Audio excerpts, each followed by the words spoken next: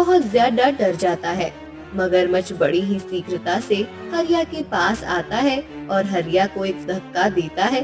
हरिया को उसका धक्का लगते ही हरिया नदी के पानी में गिर जाता है और उसके गले की माला निकलकर नीचे गिर जाती है। अब हरिया बहुत ज्यादा डर जाता है। वो पानी में अपने हाथ पैर मारने लगता है। वो उस माला को ढूंढने लगता है। नदी के नीचे वो माला पड़ी हुई थी। लकड़ियाँ ले लो, सूखी लकड़ियाँ, चूल्हे में जलाओ या अलाव में जलाओ। ले लो ले लो ले लो, सूखी सूखी लकड़ियाँ ले लो। अरे हरिया, कितने में बेच रहे हो ये लकड़ियाँ? 50 सिक्के दे दो भाई।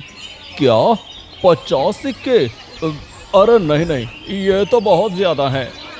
अरे भाई लकड़ी तो देखो, एकदम सूखी है, एक बार में जल जाएगी, आपको कोई परेशानी नहीं होगी और इस लकड़ी का धुआं भी ज्यादा नहीं होता भाई। नहीं नहीं, 30 सिक्कों में तो देते हो तो ले लूंगा, नहीं तो और भी लकड़हारे हैं उनसे खरीद लूंगा। ठीक है, ले लो 30 सिक्कों में। हरिया माधव से 30 सिक्के लेता है और उसे लकड़ियां बेच देता है। हरिया थक हार कर अपने घर आता है। वहाँ उसकी माँ, बेटा आज बहुत थक गए क्या? हाँ माँ, थक तो गया हूँ, क्या करूँ, आजकल तो कोई लकड़ियों के ज्यादा दाम भी नहीं देता, अभी भी केवल 30 सिक्के ही मिले हैं। क्या केवल 30 सिक्के? हाँ माँ, लेकिन अगर मैं ना कहता तो मुझे लकड़ियाँ लेकर घर आना पड़ता, इसलिए उन्हें कम दाम में बेच दिया। समझ नहीं आता कि ऐसा क्या करूं कि ज्यादा धन की प्राप्ति हो। कब तक हम ऐसे गरीबी में दिन निकालेंगे?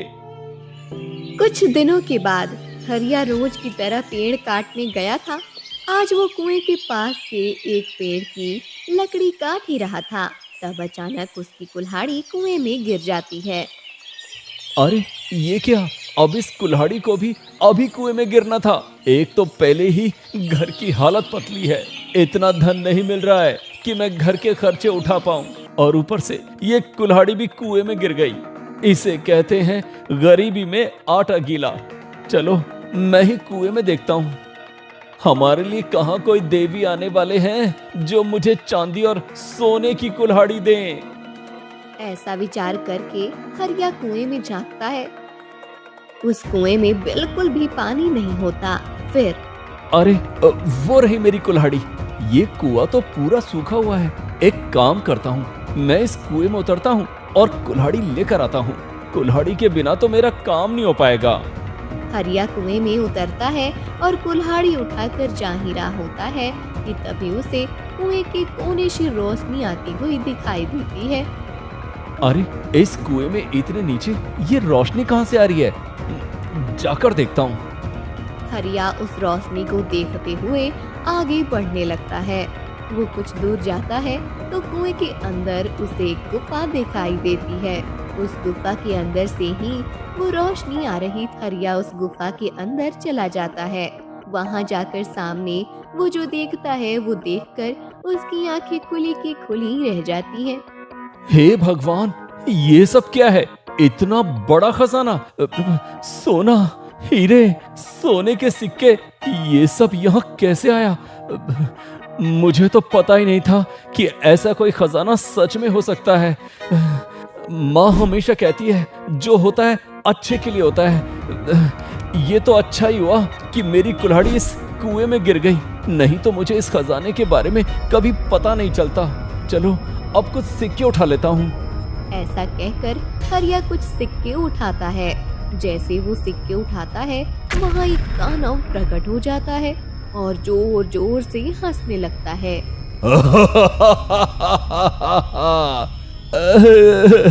नहीं नहीं, मुझे मत खाओ, मैं ये सिक्के रख देता हूँ, मुझे जाने दो। मूर्ख लकड़हारे, मैं तुम्हें नहीं खा रहा हूँ। मैं तो इतने बड़े दानव को देखकर डर ही गया था। दानव, मैं कुछ सिक्के लेकर जाता हूँ। तुम्हारा इतना बड़ा खजाना है, उसमें से मैंने कुछ सिक्के ले लिए तो तुम्हें कोई फर्क नहीं पड़ेगा ना, है ना? हाँ, तुम अवश्य ये सिक्के ले जा सकते हो, परंतु इसके बदले में तुम्हें मुझे कुछ देना होगा। इसके बदले में कुछ दूं? पर मैं क्या दूं? मेरे पास तो कुछ भी नहीं है। यदि तुम मुझे कुछ नहीं दे पाए तो मैं सिक्के भी तुम्हें नहीं दूंगा।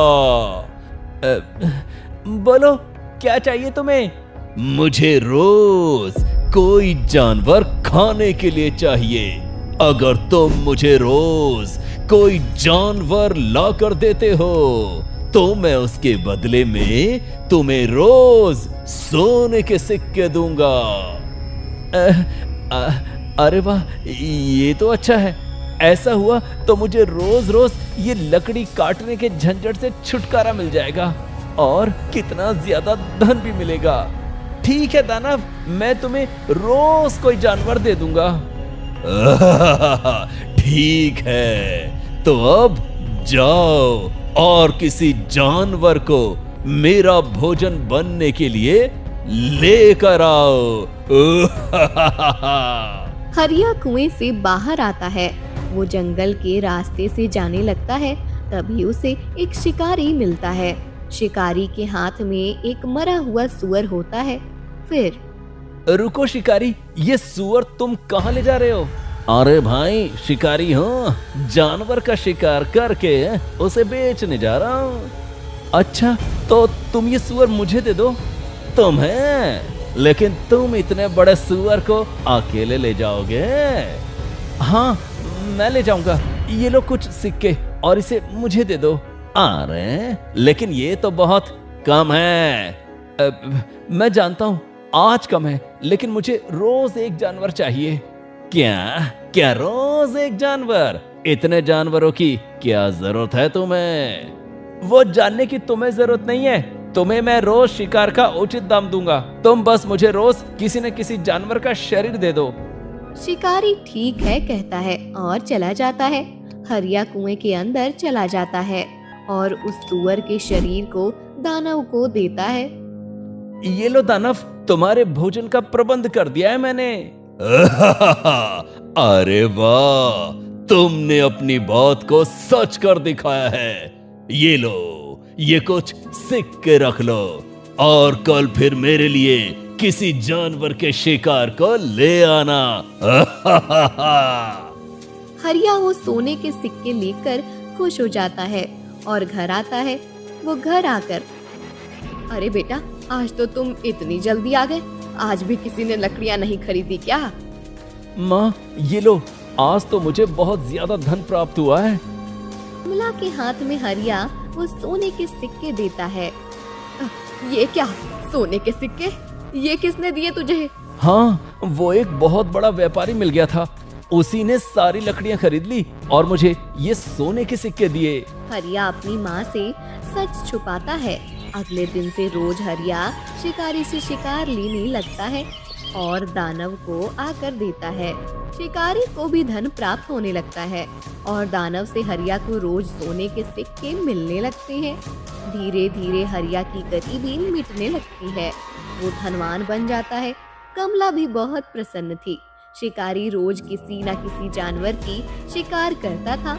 इस वजह से जंगल में अब जानवर कम होने लगते हैं।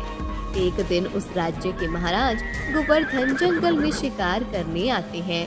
मंत्री जी, ये क्या, हमें आकर इतना समय हो गया है, परंतु अभी तक एक भी प्राणी दिखाई नहीं दे रहा है। हाँ महाराज, पिछले कुछ दिनों से जंगल में शिकार बढ़ गए हैं। देखते हैं, कुछ समय और रुकते हैं। महाराज गोवर्धन और मंत्री कुछ समय रुककर फिर से महल में चले जाते हैं। 1-2 दिन बीत जाते हैं। हरिया शिकारी की राह देखता है। शिकारी आने के बाद, अरे शिकारी, क्या हुआ? 2 दिन हो गए, तुमने कोई शिकार नहीं किया है। अरे क्या बताऊं मालिक, इतने दिनों से मैं शिकार कर रहा हूँ। अब तो इस जंगल में जानवर बचे ही नहीं हैं, और जो बचे हैं वो ऐसे छुप कर बैठे हैं कि मुझे मिल ही नहीं रहे हैं। नहीं, ऐसे नहीं चलेगा। तुम्हें मुझे शिकार लाकर देना ही होगा। मैं तुम्हें इतना दाम तो देता हूँ। आपकी बात सत्य है, आपके कारण मैं भी धनवान बन गया हूँ। पहले मुझे मुश्किल से मुट्ठी भर सिक्के मिलते थे, लेकिन आप तो मुझे कितना धन देते हैं। लेकिन अब क्या करूं? मैंने पूरा जंगल छान मारा, लेकिन आज तो छोटा सा खरगोश भी नहीं मिला है।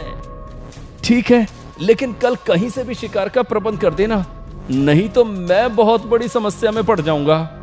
इधर दानव हरिया की प्रतीक्षा कर रहा था।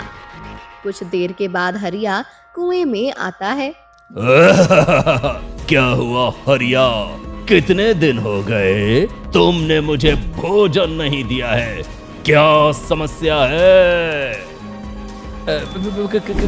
कुछ नहीं, वो जंगल में जाकर शिकार करना कभी कभी थोड़ा मुश्किल होता है, इसलिए आप चिंता मत कीजिए, मैं कल आपको अवश्य भोजन कराऊंगा। देखो, अगर कल तुम शिकार लेकर नहीं आए तो मुझे कुएं से बाहर आना पड़ेगा, और मैं कुएं से बाहर आ गया तो वो तुम्हारे लिए अच्छा नहीं होगा। हाँ। हरिया अब सोच में पड़ जाता है। उसे लगने लगता है कि खजाने के लालच में उसने दानव की बात मानकर कहीं गलती तो नहीं कर दी। अगले दिन भी उसे शिकार नहीं मिलती और दानव का गुस्सा आसमान छू लेता है। हरिया डर के मारे कुएं के पास नहीं आता। दानव हरिया की राह देखकर कुएं के बाहर आता है। दानव गांव में घूमने लगता है। इतने बड़े दानव को देखकर सभी गांव वाले डर जाते हैं। तभी वहां से राजकुमारी मालिनी जा रही थी। उसने उस दानव को देखा और अरे ये क्या, इतना बड़ा दानव कहाँ से आया? ये तो हमारी प्रजा को आहत कर देगा। राजकुमारी दानव के सामने आती है और दानव, तुम क्यों मेरी प्रजा को परेशान कर रहे हो? मैं उस व्यक्ति को ढूंढ रहा हूँ। जब तक मुझे वो नहीं मिलता तब तक मैं सबको ऐसे ही परेशान करूंगा। नहीं, मैं तुम्हें मेरी प्रजा को परेशान नहीं करने दूंगी। मैं अभी जाकर महाराज को सब बता देती हूँ। राजकुमारी महल जाने के लिए लौटती है। तभी दानव राजकुमारी को पकड़ लेता है। छोड़ो मुझे, छोड़ो, कोई मेरी रक्षा करो, कोई बचाओ, मेरी रक्षा करो। अरे वो देखो, वो दानव राजकुमारी को पकड़ कर ले जा रहा है। मैं जाकर महाराज को सब बताता हूँ। माधव भागकर महाराज गोवर्धन के पास आता है। महाराज, महाराज। क्या हुआ? ऐसे भागते हुए क्यों आए राजमहल में? महाराज, एक बहुत बड़ा दानव गांव में आया था। वो राजकुमारी को उठा कर ले गया है। क्या? एक दानव? परंतु गांव में दानव कैसे आ सकता है? वो तो कुछ पता नहीं महाराज। उस दानव ने पूरे गांव में अफरा तफरी मचाई थी। पेड़ उखाड़ कर फेंक दिए थे।